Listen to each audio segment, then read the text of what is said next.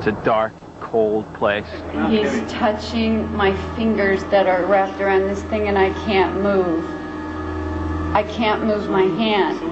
It starts with a queasy feeling in the pit of your stomach. Lots of activity going on. Chills run up your spine. Whether you believe there's ghosts there or not, these horrific things have happened there. You can hear your heart beating. I stood right there and took it. You can't catch your breath. And I started to panic for a second. My eyes started watering, and I couldn't breathe. Yeah, your heart starts racing. Sometimes it's evil, and that sometimes it's not. And when it is, you don't want to mess with it.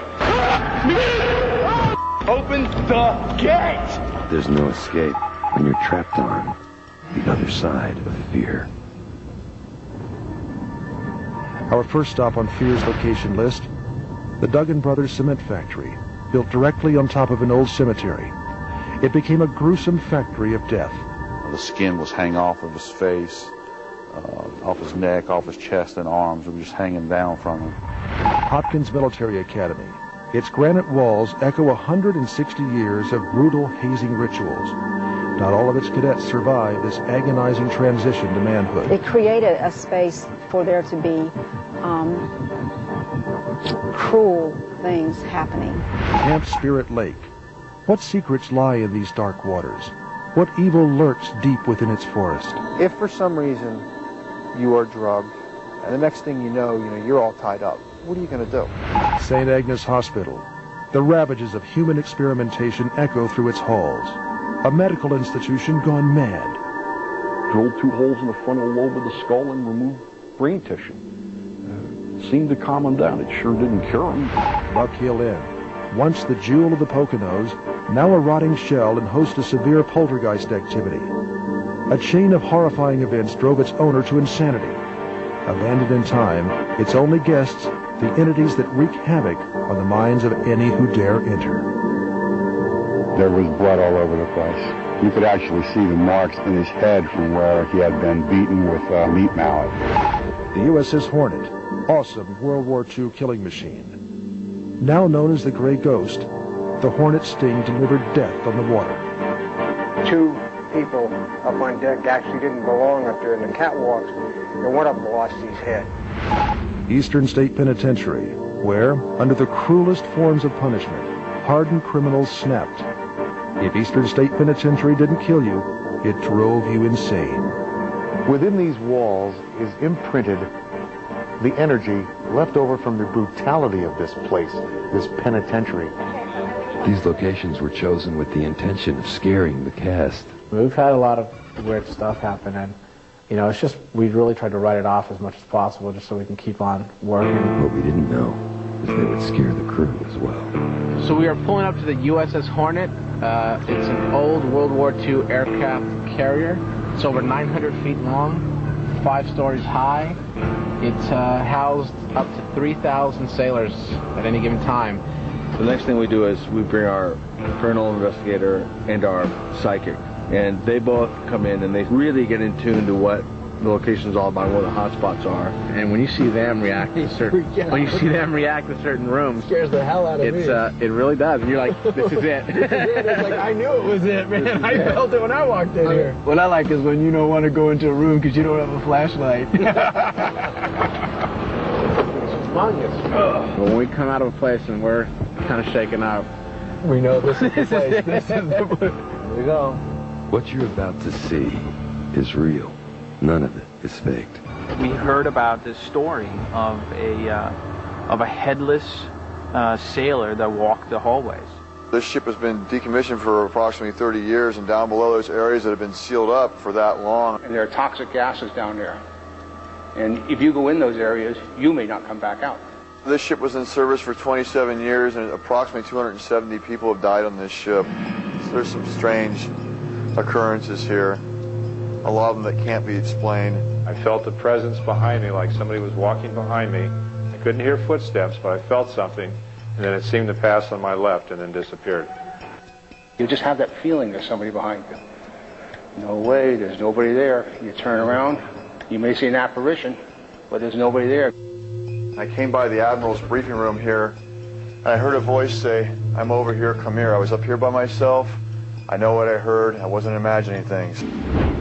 Somebody hung themselves up here. They couldn't deal with this anymore. It just smells like a morgue in here. Very faint, but you can smell the formaldehyde. Over here in this area, it smells exactly how it did over there. When I was standing there, I didn't notice the smell. As soon as I walked over here, I go, wow, that's the same formaldehyde smell. This is where he died. It marks where he died. The column of air, it's a swirling. It's a swirling like this. It swirls up. One of our camera technicians was down here last night. He was on his way out. The second cell, the middle one, swung open on him. And he thought it was one of us goofing around, playing a prank on him, and there was no one. You hear somebody walking down the hall and sticking your head out, and nobody's there. And if you don't get a little, at least antsy, then there's something really wrong with you. Because, I mean, there are, you see things move, you hear things, doors slamming right beside you. It's not like they're like, down the hall or nothing. It's like right here beside you.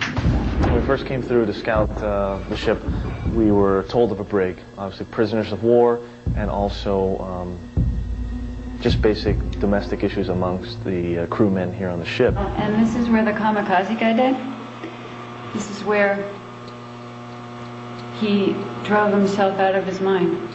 He didn't talk, he didn't do anything. He was very disciplined. He tried to kill himself flying in.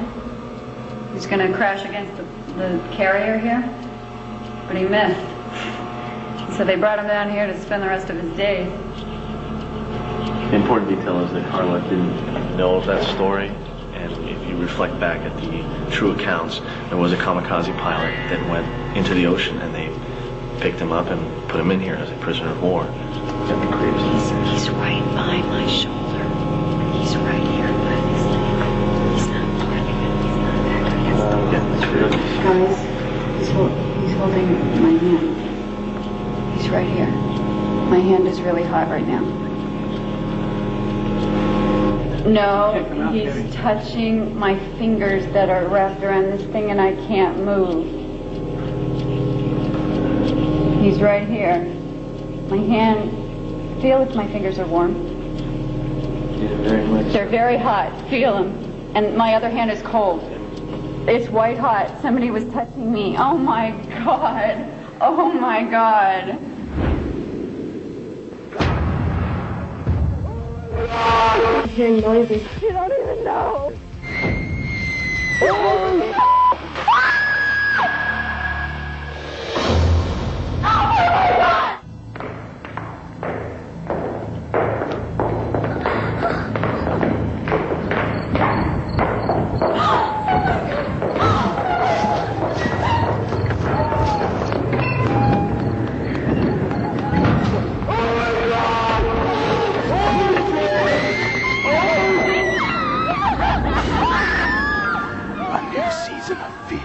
Coming Sunday, February 18th at 8.